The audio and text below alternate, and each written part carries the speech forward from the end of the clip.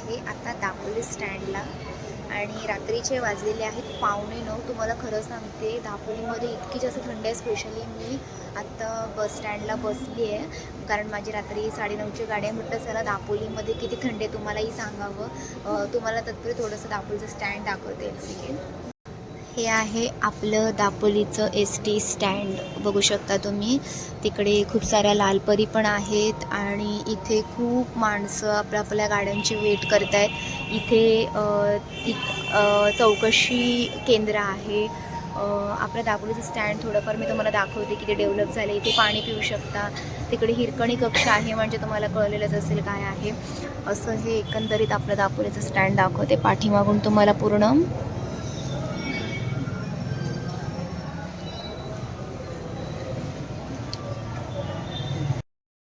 खरं सांगते लिटरली दापोलीमध्ये खरंच खूप जास्त थंडी आहे. मिनी महाबळेश्वर म्हणतात ते काही वेगळं नाही आणि बरोबरच बोलतात कारण इतकी जास्त थंडी इतकी ठाण्यामध्ये मुंबईमध्ये सुद्धा नाही आहे.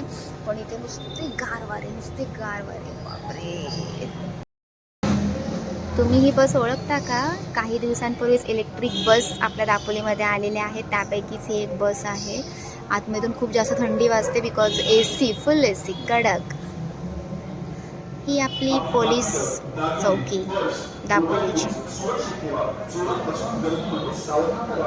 अनाउन्समेंट ऐकत असाल.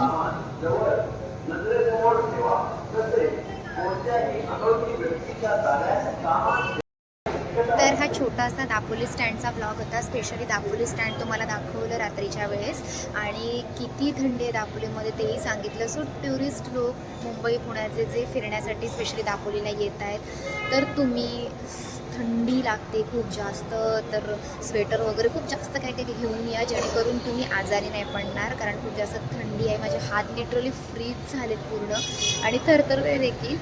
सो थंडीचा अनुभव घ्यायचा आहे, कोकणाचा अनुभव घ्यायचा तर दापोलीमध्ये नक्की या सीझनमध्ये पण थोडं सेफ्टीमध्ये. सो आपला हा छोटासा ब्लॉग कसा वाटला मला आवर्जून कळवा. व्हिडिओ आवडला तर लाईक करा, शेअर करा, सबस्क्राईब करा. येवा दापोली स्टँड आपलाच असा.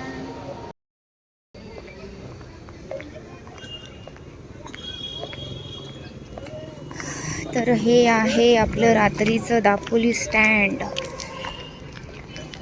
अशी आपलं रात्रीचं दापोली स्टँड दिसतं.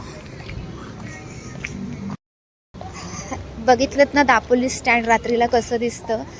पूर्ण मस्तपैकी आपल्या लालपरी उभ्या आहेत. इकडे सगळे आपली दापोलीतली छोटी छोटी दुकानं आहेत दापोली स्टँडच्या समोरची. बघू शकता तुम्ही.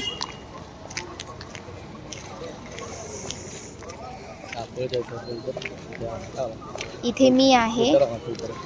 सांगितलं ना मी स्पेशली वॉर्न केलं स्वेटर आणा. नुसतं स्वेटर नाही, हात मोजे पाहिजे, पाय मोजे पाहिजे. इतकी थंडी वाजते, खूप जास्त थंडी वाजते म्हणून आधीच अलर्ट केलं टुरिस्ट लोकांना जर तुम्ही येत आहे या सीझनमध्ये तर तुमच्याकडे या सगळ्या गोष्टी असणं गरजेचं आहे. बघा ना सगळे तुम्हाला स्वेटरवाले दिसते आणि मी दापोलीकर असून सुद्धा स्वेटर नाही आणला म्हणजे काय म्हणायचं. आत्ता आम्ही सरळ केएसकर नाक्याला चाललो. तिकडून आमची बस आहे. सो रात्रीचं बघताय ना बस. इकडे ऑटो असतात सगळ्या. खाली जो रोड गेला आहे तो मंडणगड रोडला गेला आहे. पालगड मंडणगड इकडे आहे. तिकडे देखील दापोलीची बाजारपेठ आहे. समोर सगळ्या मुंबईला जाणाऱ्या गाड्या आहेत.